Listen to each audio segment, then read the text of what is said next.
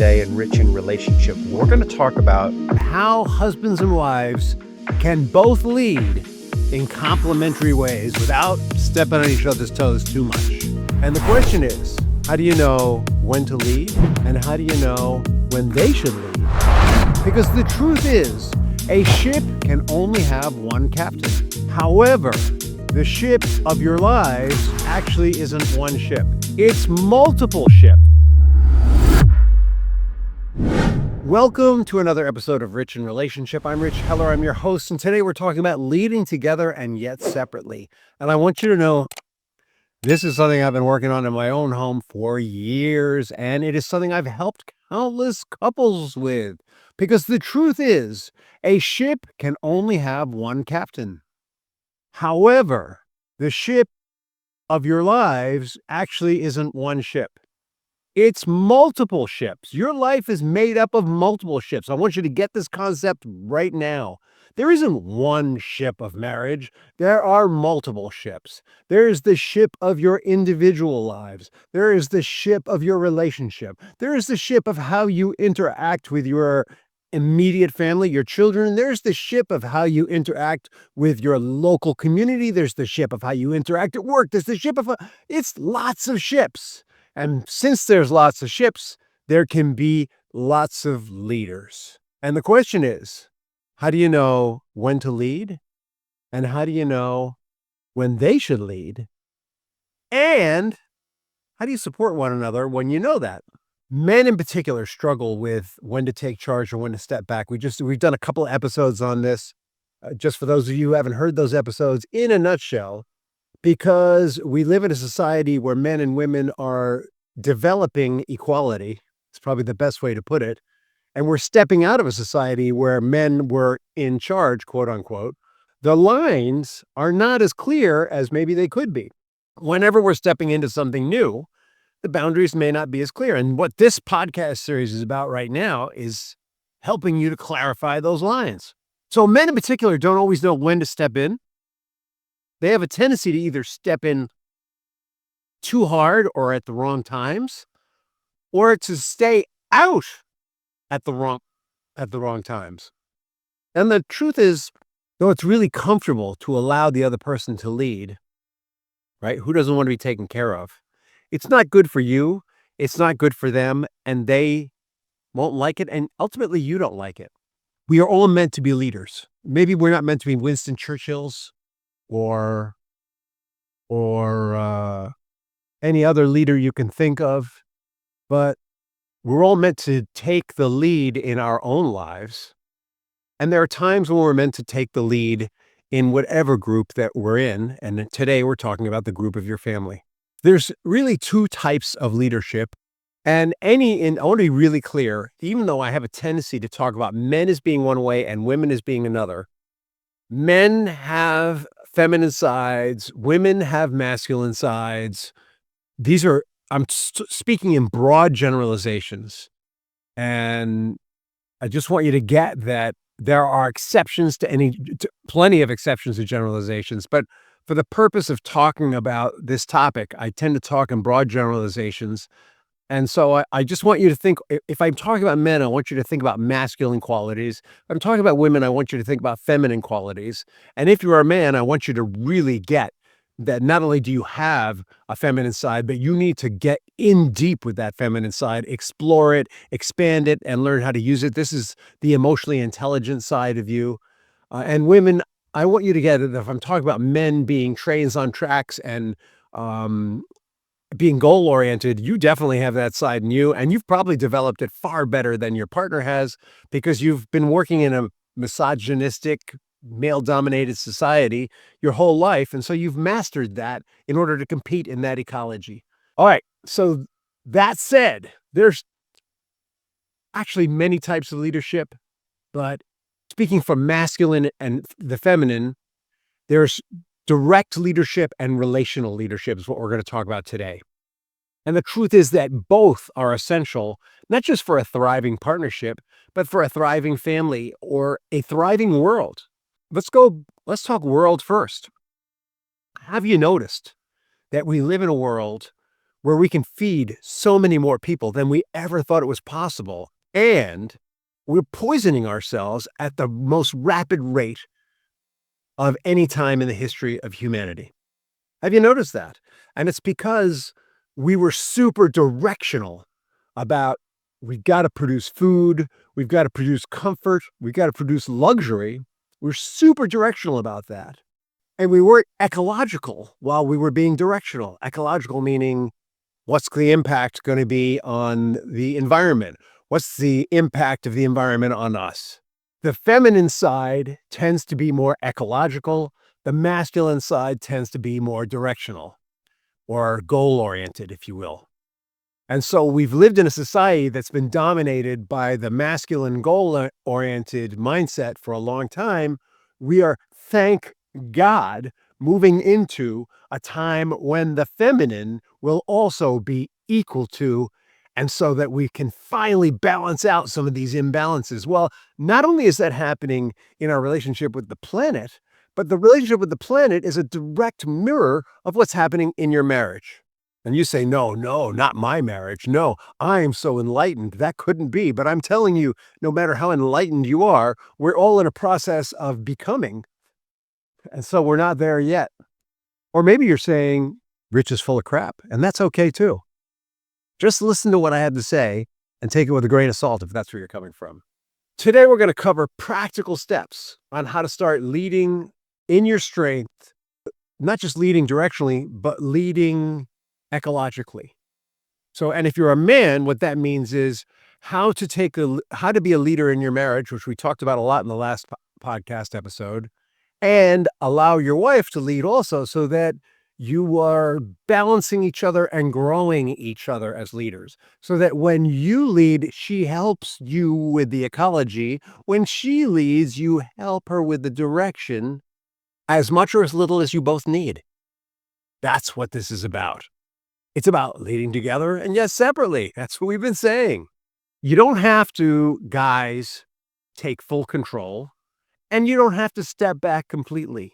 The key to a thriving marriage isn't about one person leading or following. It's about both of you leading at different times, at different places, and in different ways. You may be struggling with this right now. You might even be fighting about it. Not unusual. Sometimes we get stuck on being right and we get into fighting. But I want you to understand that that's coming up because where you're going is about a place where you're influencing each other, not dominating each other. Where you're going is a place where you both take responsibility instead of blaming. Where you're going is a place of mutual support, not transactional, you scratch my back, I'll scratch yours living. The old model of male leadership was all about control as opposed to care. We see this struggle going on politically. The argument here is that as long as we get the result we want, it doesn't really matter how we get there. That's a very masculine perspective. And it ignores the fact that how we get there impacts what comes next. I'll give you an example that we all pretty much agree on. Oh, no, I'll give you a controversial example. In the last century, the Brits and NATO decided that the Jewish people should have their own homeland again. And they dropped them into what is now Israel and pushed the Palestinians into a corner. And they did it from the position of being a world power and having weapons and being dominant. And it was done without really consulting anyone in the area. And it was done without really exploring where the future was going to go. And as a result, there's been a conflict between the Palestinians and the Israelis ever since. That's not the fault of the Palestinians and not the fault of the Israelis because of the way it was done. Because it was done very goal-oriented without considering the ecology. No one thought about how it was going to lead to decades and decades of disagreement and warfare, ultimately, which is where we are today. Warfare is so intense that people tend to get very one-sided about it. One side is wrong, the other side is right. That's the ultimate warfare. Sound familiar? Maybe what's going on in your marriage. Maybe one of you made a unilateral decision without considering how to do it. Maybe you both made a decision without considering how to do it, and you're feeling the reverberations of that today. When we make choices without considering the ecology, inevitably it bites us on the ass. The fact is, because our brains are different, the brain that floats in estrogen is different than the brain that floats in testosterone. The wiring of the brain, the way the brain works, the neural networks of the brain are different. The approaches of those brains are different. And when we don't honor both brains, both structures, someone's going to be unhappy. But not only that, no one gender holds the whole answer. They're interdependent.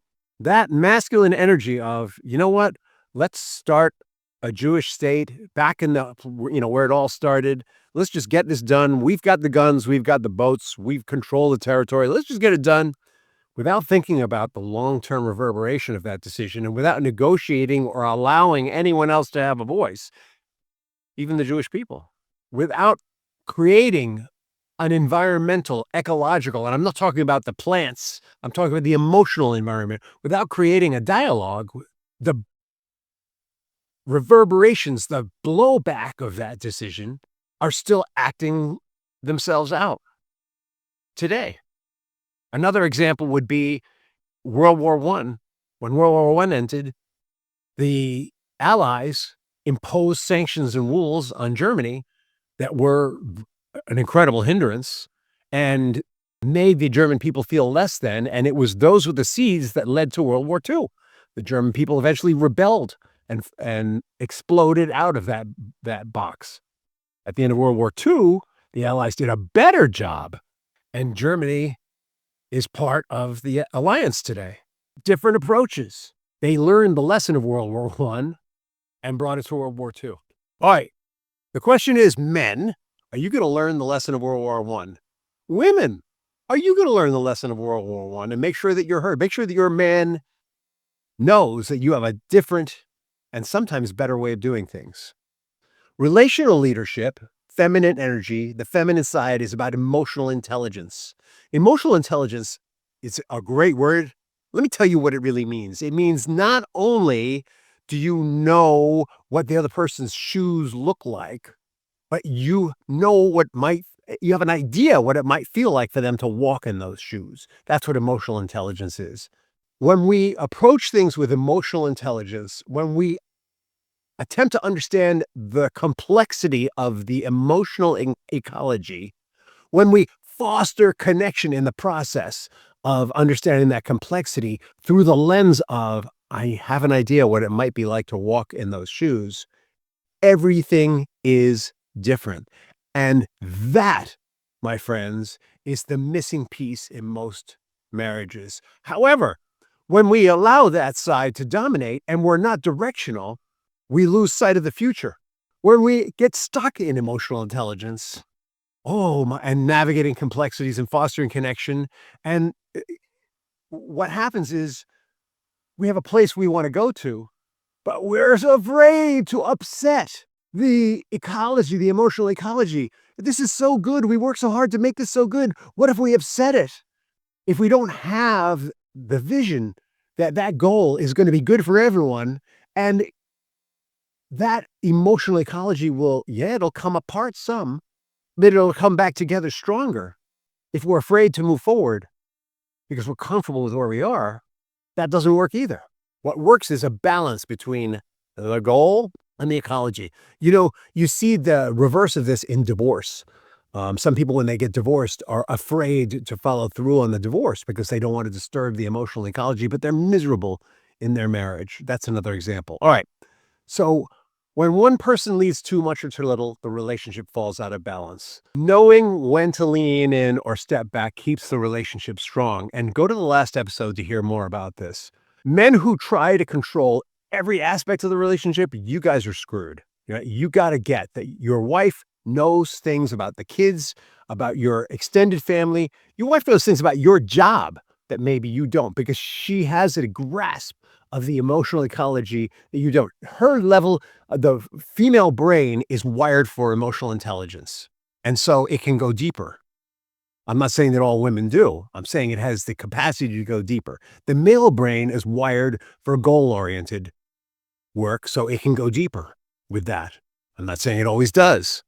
I'm married to a woman who's amazingly good at being goal-oriented, and she's married to a man who's amazingly good at being ecological. It's part of what makes our marriage strong.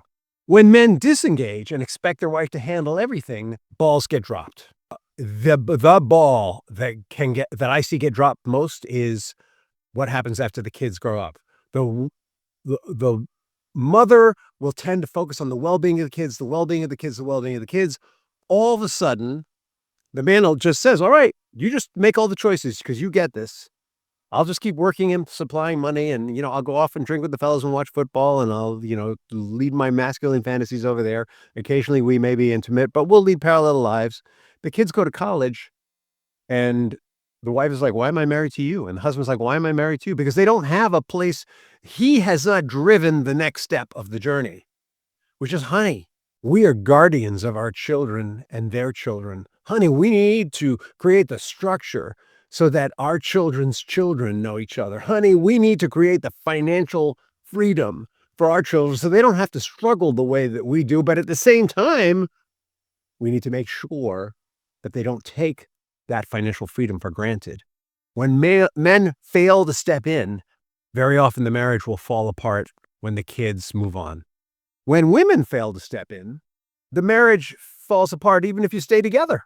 When women don't step in and both people check out, well, you know what will happen then?